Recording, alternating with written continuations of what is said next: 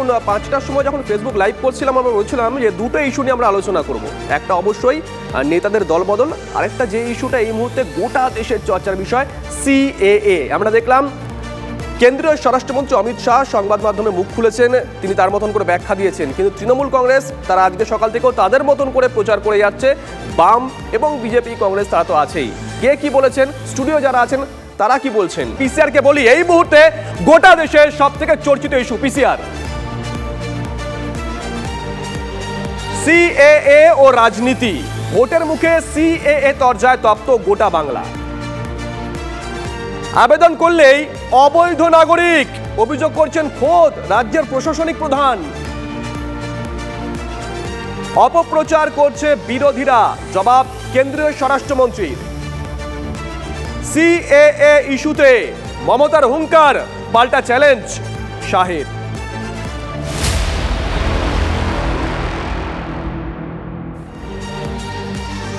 আমরা আলোচনায় যাব, অতিথিরা রয়েছেন, তবে তার আগে মমতা বন্দ্যোপাধ্যায় বিগত কয়েকদিন ধরে কি দাবি করছেন, অমিত শাহ তিনি কি জবাব দিয়েছেন শুনুন। এগুলো সব ছলনা, মনে রাখবেন। আর এনআরসির নাম করে মানুষকে বাতিল করে দাও, ডিটেনশন ক্যাম্পে নিয়ে যাও, মানুষকে তাড়িয়ে দাও। একটা মানুষকে আমরা তাড়াতে দেবো না। इसमें डिटेंशन कोई कैंप की प्रोविजन नहीं। 100 लोगों का प्रॉब्लम है तो उसमें से 85 का तो अभी क्लियर हो रहा है, बाकी का आगे सोचेंगे। এই আইনটাই যেই আপনি দরখাস্ত করবেন আপনি অবৈধ নাগরিক হয়ে গেলেন, তার মানে আপনার কোনো অধিকার আর থাকবে না, আপনি फॉरेनर्स हो गए। बहुत सारे लोग ये जो मिस कैंपेन चल रहा है, अपप्रचार चल रहा है, इसके कारण शायद एप्लीकेशन करते हुए भी डरेंगे। मैं सबको आश्वस्त करना चाहता हूं, आप यहां पर अप्लाई कर दीजिए। नरेंद्र मोदी गवर्नमेंट पर भरोसा रखिए, आपको रिट्रोस्पेक्टिव इफेक्ट से सिटीजनशिप दी जाएगी। भावता दिच्छे भावता, धप्पा दिच्छे धप्पा, মনে রাখবেন সব হারাবেন। किसी को डरने की जरूरत नहीं, कि वो भारत के नागरिक माने जाएंगे। मेरा और आपके जितना ही अधिकार उनका होगा। এই হচ্ছে তরজা। আলোচনায় আসি, তৃণমূল কংগ্রেসের কাছে আগে যায়। কৌশিক বাবু, সরাসরি প্রশ্ন, বিলের কোন লাইনে বা এখন তো আইনের কোন লাইনে বা কোন প্যারাগ্রাফে লেখা আছে যে আবেদন করলে আপনি অনুপ্রবেশকারী হয়ে যাবেন? দেখুন, প্রথমেই বলছি যে পরিষ্কার আইনের লেখা রয়েছে যে আপনি illegal immigrant of valid citizens, ফলে আপনি যেই মুহূর্তে আবেদন করলেন আপনি নিজেকে ইললিগাল ইমিগ্রেন্ট ঘোষণা করে সেই মুহূর্তেই দিলেন। 1 নম্বর, এটা আইনে লেখা আছে। আমি শুধু 100 বার এবার প্রথমে কি অ্যাপ্লিকেশনে কি দাঁড়ান একটু বলতে দিন। অ্যাপ্লিকেশন এটা বলতে হবে, আমি সময় দেব তো, প্লিজ সহযোগিতা করতে হবে প্রত্যেককে। বলুন কৌশিক বাবু। প্রথমে যেখানে কারা কারা অ্যাপ্লাই করতে পারে এবং সেই অ্যাপ্লাইয়ের ফার্স্ট ক্রাইটেরিয়াটাই দেখুন, illegal application of illegal immigrants for valid citizens. তার মানে আপনি যেই মুহূর্তে ঘোষণা করলেন, লিখলেন, অ্যাপ্লিকেশন করলেন, আপনি ইললিগাল ইমিগ্রেন্ট আপনি নিজেই স্বীকার করলেন। আমি মাননীয় স্বরাষ্ট্রমন্ত্রী অমিত শাহজির প্রসঙ্গে একটা খুব গুরুত্বপূর্ণ কথা বলতে চাই, আমাকে প্লিজ 2 মিনিট সময় দেবেন। 2019-এর 11ই এপ্রিল থেকে 2019-এর 17ই ডিসেম্বর পর্যন্ত এই কমাসের মধ্যে অমিত শাহজি 6 বার বলেছেন যে क्रोनोलॉजी को समझिए आप लोग, क्रोनोलॉजी को समझिए आप लोग। की क्रोनोलॉजी? প্রথমে সিএএ হবে, তারপর এনআরসি হবে। উনি কোথায় বলেছেন? মানে আপনাদের সমস্যাটা সিএএ নয়, এনআরসি, তাই তো? বলছি পশ্চিমবঙ্গের জনসভায় বলেছেন, সাংবাদিকদের মধ্যে বলেছেন, লোকসভায় বলেছেন। তারপরে আমরা কি শুনলাম? তারপরে প্রধানমন্ত্রীজি রামলীলা ময়দানে দিল্লির নির্বাচনী জনসভা করতে গিয়ে বললেন না না না, এনআরসি ফেনআরসি কিছু হবে না, ওটা নিয়ে আমাদের মন্ত্রিসভায় আলোচনাই হয়নি। প্রধানমন্ত্রীজি এই কথা বলার 4 মাস পর কেন্দ্রীয় সরকার এফিডেভিট দিয়ে সুপ্রিম কোর্টে জানালো যে এনআরসি একটা বৈধ এবং অবৈধ অনুপ্রবেশকারীদের চিহ্নিতকরণের জন্য অত্যন্ত গুরুত্বপূর্ণ। এগুলো আমরা দেখেছি। তার মানেটা কি? সমস্যাটা কোনটা, সিএ না এনআরসি, কোনটা? তৃণমূলের সমস্যা দুটোই। তার কারণ এটা হচ্ছে সিএটাও সমস্যা, এটা দুটোই। এটা অত্যন্ত ড্যাক্রোনিয়ান ল, বিজেপির দেশকে বিভাজন করার এবং সারা দেশে ডিটেনশন ক্যাম্প করার এই চক্রান্ত তৃণমূল কংগ্রেস জীবন দিয়ে হলেও রুখবে। তৃণমূল কংগ্রেসের থেকে এটাই প্রত্যাশিত। তৃণমূল কংগ্রেস নিজে জবে থেকে বকটুয়ের পর থেকে বালিগঞ্জ উপনির্বাচন, পঞ্চায়েত নির্বাচনে জবে থেকে তার থেকে সংখ্যালঘু ভোট ব্যাংক সরে গেছে। এখন সুড়সুড়ি তো দিতে হবে, যেভাবে করে হোক ভোটটাকে তো আগলাতে হবে, তার জন্য সুড়সুড়ির খেলা চলছে। আমি বলছি মমতা ব্যানার্জির কথায় ভরসা করলে আপনার পরিণতি নাগরিকত্ব হারানোর হবে। কেন হবে?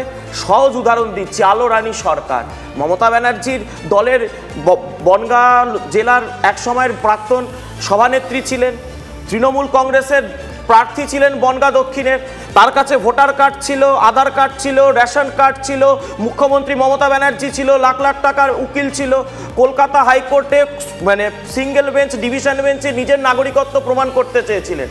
কলকাতা হাইকোর্টের সিঙ্গেল বেঞ্চ ডিভিশন বেঞ্চে নিজের নাগরিকত্ব প্রমাণ করতে পারেননি, তাকে বাংলাদেশি বলেছে কলকাতা হাইকোর্ট। এটা দিনের আলোর মতো পরিষ্কার হয়েছে, কারণ তার কাছে সবকিছু ছিল, তার কাছে সিএএ ছিল না। এই যন্ত্রণা আমাদের উদ্বাস্তুদের সাধারণ। মমতা ব্যানার্জি যে ভুলে গেলে হবে নাকি? মমতা ব্যানার্জি 2010 সালের যখন মার্চ মাসে ওই বড় মা বিনাপানি দেবী আন্দোলন করছেন, তখন উনি বলেছিলেন কেন্দ্রে আমাদের সরকার আছে, ইউপিএ 2, রাজ্যে আমাদের সরকার এনে দিন, আমরা আইন বানাবো। কি আইন বানাতেন আপনি উদ্বাস্তুদের জন্য? লিখেছি একটা, আমি লাস্ট লাইন শেষ করছি। উনি একটা ওখানে লিখিত একটা চিঠি জমা দিয়েছিলেন যে উদ্বাস্তু ধর্মীয় কারণে শরণার্থীদের আমি নাগরিকত্ব দেওয়ার ব্যাপারে কেন্দ্র সরকারকে বলবো। তাহলে তো তাদেরকেই নাগরিকত্ব দেওয়া হয়েছে। এই বিভাজনের রাজনীতি কেন করছেন সপ্তর্ষি? না, এই ইস্যুটা নিয়ে সবচেয়ে কম সিরিয়াস সিএর ইমপ্লিমেন্টেশন নিয়ে আমার মনে হয় বিজেপি। তার দুটো কারণ। দেখুন, 4 বছর সময় ছিল এটার ব্যাপারে প্রপার হোমওয়ার্ক করে এটা ইমপ্লিমেন্ট করা, সেটা ওরা করলো না। অমিত শাহের ঠিক নির্বাচন ঘোষণার 3 দিন আগে মনে হলো যে সিএটা লাগু করে দিতে হবে, উনি করে দিলেন। আমাদের নৈতিক বিরোধিতা সিএ এর ক্ষেত্রে এটাই যে শরণার্থী কারা হবে সেইটা ঠিক হচ্ছে তার ধর্মের উপরে। একজন মুসলিম মানুষ সেও শরণার্থী হতে পারেন আমাদের দেশে, দেশটা সেকুলার, কেন হবেন না? উত্তর নেই কোনো। দ্বিতীয় কথা হচ্ছে যে এনআরসির ক্ষেত্রে দাঁড়িয়ে will cross that bridge when we come to it, কিন্তু সেইটা এত সহজে করা হবে না। সিএ উনি বলে দিলেন আর ওটা লাগু হয়ে গেল, ইলেকশন হোক, তারপরে বিজেপি আসুক আগে সরকারে, তারপরে সিএ হয় কি না হয়, কি হয় সেটা আমরা দেখব। না, আমার কাছে যেটা পার্লামেন্ট করতে পারে, রাস্তা সেটাকে আনডু করতে পারে, পরিষ্কার কথা। সংবিধানের 256 নম্বর অনুচ্ছেদ স্পষ্ট লেখা আছে, সংসদে প্রণীত কোনো আইন যে কোনো রাজ্যের সরকার মানতে বাধ্য। 3 জন রাজ্যের মুখ্যমন্ত্রী এর বিরোধিতা করছেন, একজন তৃণমূল কংগ্রেসের এই রাজ্যের মুখ্যমন্ত্রী, একজন কেরালার বাম মুখ্যমন্ত্রী। মানে এটাকে শুধুমাত্র বিরোধিতা করার জন্য রাজনৈতিক কথা? সত্যি সত্যি কি একটা রাজ্য সরকার গোটা দেশের একটা আইন না মেনে থাকতে পারে? আমাদের কথা খুব পরিষ্কার, আমরা এই আইনের বিরোধিতা করছি সংবিধানকে সম্মান জানি। সংবিধানের মধ্যে যে ইকুয়ালিটির কথা রয়েছে, এই আইন সেই ইকুয়ালিটির প্রশ্নে ঠিক নয় এবং সেইটা সংবিধানের বেসিক প্রিন্সিপালকে অ্যাটাক করছে ছোট করে, এবং তাই জন্যই আমাদের বেসিক প্রিন্সিপালকে কি অ্যাটাক করছে আমি বলছি। 2012 সালের প্রকাশ কারাটের লেখা চিঠি কাকে? তৎকালীন প্রধানমন্ত্রী মনমোহন সিংকে। কি বলা হচ্ছে? একটাই কথা বলা হচ্ছে যে বাংলাদেশ থেকে যে সমস্ত পারসিকিউটেড মাইনরিটিস আছে, যারা রিলিজিয়াস গ্রাউন্ডে পারসিকিউশনের শিকার হয়েছেন, তাদেরকে নাগরিকত্ব দেওয়ার কথা আপনি 2003 সালে রাজ্যসভার বিরোধী দলনেতা হয়ে বলেছিলেন। 12 সাল অবধি আপনি ইমপ্লিমেন্ট করতে পারেননি। প্রকাশ কারাট চিঠি লিখছে, চিঠিটা পাঠিয়ে দেবো। তাহলে সেই কাজটাই তো বিলে নাম লিখিয়ে আইনে তাহলে সেই কাজটাই তো পারসিকিউটেড তার ভোটার আইডি কার্ড হচ্ছে আধার কার্ড। সপ্তর্ষিদা এক সেকেন্ড সপ্তর্ষিদা আমি আসবো আপনার কাছে। বলতে দাও, রিলিজিয়াস গ্রাউন্ডে পারসিকিউটেড মাইনরিটিস, তার কথাই তো বলা হয়েছে ওখানে। তো সেই কথা তাদের শুধু কয়েকটা ধর্মের কথা বলা হবে। হ্যাঁ, তা কাদের বলা হবে তুমি বলো? শক্তিবাবুর কাছে একটু যাই, কংগ্রেসের কাছে। তোমরা চেয়েছিলে, তোমরা চেয়েছিলে প্রকাশ করার ভুল বলেছিল, বলো প্রকাশ করার বলেছিল যে মুসলমানদের নাম বাদ দাও, বলেছিল। কি অদ্ভুত কথা! এই তো এইখানে বাদ দিয়ে বাকি ধর্মের রিলিজিয়াস সপ্তর্ষিদা এক এক করে বলেছিল। এক সেকেন্ড সপ্তর্ষিদা এক এক করে আমি 10 সেকেন্ডে শেষ করছি।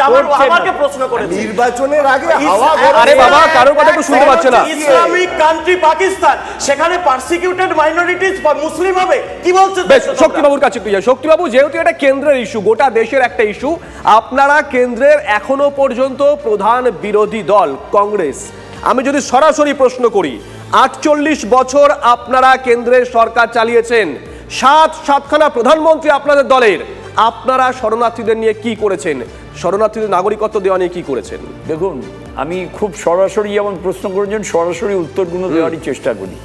প্রথম হচ্ছে আমাদের কনস্টিটিউশনে এই সেকুলারিজম কথাটা আপনি যেটা বললেন না, সেটাকে কেটে বাদ দেওয়া উচিত, এক। দুই হচ্ছে সর্বধর্ম সমন্বয়, এটা নিয়ে একবার ভাবা উচিত। তিন হচ্ছে 11ই ডিসেম্বর 2019, আগে এটা 370 রুল ছিল, এটা যখন সিএ হলো অ্যাক্ট হলো, অ্যাক্ট মিনস রুল ফ্রেম করা হলো এবং আইনে পরিবর্তন করা হলো। এবং সবচেয়ে বড় কথা, ঠিক নির্বাচনের প্রাক্কালে আজকে সিএটা করার 4 বছর ধরে টাইম পাওয়ার পর আজকে ঠিক নির্বাচন ঘোষণার প্রাক্কালে এটা ছুড়ে দেওয়া হলো এবং বলা হলো কাদের, হিন্দু, শিখ, বুদ্ধিস্ট, জৈন, পার্সি, খ্রিস্টান, এবং সেখানে মোহামেডানদের নামটা রাখা হলো না। একটা কথা খুব পরিষ্কারভাবে জানা উচিত, কারা বলল যে পাকিস্তান, আফগানিস্তান এবং পূর্ব পাকিস্তান বর্তমানে বাংলাদেশ, এরা যদি অত্যাচারিত আসে 2014 মধ্যে তাদেরকে কতগুলো ডকুমেন্টস দেখাতে হবে। এবার ডকুমেন্টসের চেক করবে কে? Who will be the authority? Check করবে ভারতীয় জনতা পার্টি না, কেন্দ্র সরকার। আমি বলছি তো মিথ্যাচার করবেন না, কেন্দ্র সরকার। কেন্দ্রীয় আইনের সাথে দলকে গুলিয়ে দেবেন না, আইন ইমপ্লিমেন্ট করে সরকার। আগে বলতে দিন। ব্যাপারটা হচ্ছে ইলেকশন কমিশন যখন প্রয়োজন হয়, সুপ্রিম কোর্ট বলে আগে একজন ডিপেন্ডেন্ট, এখন ইলেকশন কমিশনকে প্রাইম মিনিস্টার এবং তার একজন। আপনার কথা প্রসঙ্গে তৃণমূল কংগ্রেসের কাছে যায়, যদি সত্যি সত্যি এটা সংবিধানকে চ্যালেঞ্জ করতো, সুপ্রিম কোর্টের সাংবিধানিক বেঞ্চ কেন খারিজ করলো না আইনটা? দেখুন, আমি এখানে 3টে খুব কুইক পয়েন্ট বলবো। আপনি এই উত্তরটা দিয়ে আপনি বলুন। আমি এইবার কথাটা হচ্ছে যে এটা তো একটা আইনে পরিণত হয়েছে, ফলে সুপ্রিম কোর্ট মনে করেছে যে এই আইনের বৈধতা আছে বলে তারা একটা চ্যালেঞ্জ করেনি। কিন্তু আমরা যেটা ইন্টারপ্রিটেশনে বলছি, যখন একজন অ্যাপ্লিকেশন করলেন তারপর থেকে যতদিন না পর্যন্ত তার অ্যাপ্লিকেশনের রেজাল্টটা বেরোলো, তার স্ট্যাটাস কী হবে, নাম্বার 1। নাম্বার 2, ধর্মীয় কারণে বিজেপি অনেক সময় নাটক করে বলে রাতের অন্ধকারে পার হয়ে এলাম। ধর্মীয় কারণে যারা রাতের অন্ধকারে পার হয়ে আসছিল তারা কি গুছিয়ে বার্থ সার্টিফিকেট, জমির পর্চা এইগুলো নিয়ে আসছিল? নাম্বার 3, আমাদের এই আসামের গোয়ালপাড়ায় এখনো ডিটেনশন ক্যাম্প আছে। এইসব বাজে কথা বললে হবে না, এইসব বাজে কথা বললে হবে না, এগুলো ওরা ওটা রাজীব গান্ধী। আরে আস্তে আস্তে কৌশিক বাবু, রাজীব গান্ধী চক্রান্ত। কৌশিক বাবু জিন্দাবাদ বলে কৌশিক বাবু, কৌশিক বাবু আস্তে অঙ্কন, আস্তে আস্তে আস্তে আমার সরাসরি প্রশ্ন, 1 মিনিট কৌশিক বাবু। কৌশিক বাবু, দর্শকরা এই ঝগড়াটা কিভাবে নেয় আপনি সোশ্যাল মিডিয়া দেখবেন, দুজনে বুঝতে পেরে যাবেন। আপনি যে প্রশ্ন তুললেন ভ্যালিড প্রশ্ন, অঙ্কনের কাছে যাই। কৌশিক বাবু যে প্রশ্নটা তুললেন, যেদিন আবেদন করা হচ্ছে এবং যেদিন আবেদনের রেজাল্ট আউট হবে, এই মাঝখানে স্ট্যাটাসটা কি হবে আবেদনকারীর? যে আবেদন করবে সে, আপনার যখন জানতে হবে নাগরিকত্বের অ্যাপ্লাই যারা করে, সিএ আসার আগে অবধি নাগরিকত্বের অ্যাপ্লাই ছিল, অ্যাপ্লিকেশন ছিল, মানে সিটিজেনশিপ অ্যাক্ট 1955-এর 3, 4, 5, 6 ধারা অনুযায়ী অ্যাপ্লিকেশন দিত। সে আবনাম স্বামী থেকে শুরু করে সকলেই, তারা 8 মাসের একটা কুলিং পিরিয়ড থাকতো। সেই সময় কারোর ওপর কোনো ধরনের আঁচ আসে না। এবং এখানেও যারা সিএ এর আন্ডারে অ্যাপ্লিকেশন দেবে তারাও সংবিধানের ওই আর্টিকেল 6 এর অন্তর্গতই হবে। চুপ করে আছে 10 সেকেন্ড সপ্তর্ষি আলোচনা। ধরুন একজন কাগজ দেখাতে পারলেন না, এই কাগজ যেটা চাইছেন দেখাতে পারলেন না, কিন্তু তার নিউ টাউনে গৌরাঙ্গনগরে বাড়ি আছে, কেনা বাড়ি, সেই বাড়ি কিনেছে সে, তাহলে কি অবস্থা হবে? যে কাগজ চাইছে সিএতে সেটা তিনি দেখাতে পারলেন না, কিন্তু তিনি এসছেন বহুদিন আগে নিউ টাউনের গৌরাঙ্গনগরে, তিনি বাড়ি কিনে রেখেছেন। অঙ্কন 10 সেকেন্ড, সম্প্রদায়ের মধ্যে হলে তাকে জানাতে হবে যে আমি রিলিজিয়াস পারসিকিউশন হয় কখনো একেবারে হবে, এটাই বলা রয়েছে। যদি না দেখাতে পারে তাহলে আরে রিলিজিয়াস পারসিকিউশন তাকে ঘোষণা করা হয়ে যাবে। অসংখ্য ধন্যবাদ আপনাদেরকে, অসংখ্য ধন্যবাদ। আলোচনা চালিয়ে নিয়ে যেতে পারলে হয়তো অনেক কিছু জানা যেত, যে উদ্দেশ্যে আমাদের এই ডিবেট, যেটা আমরা ফেসবুক লাইভেও বলেছিলাম। আজকে আলোচনা এখানেই শেষ করছি।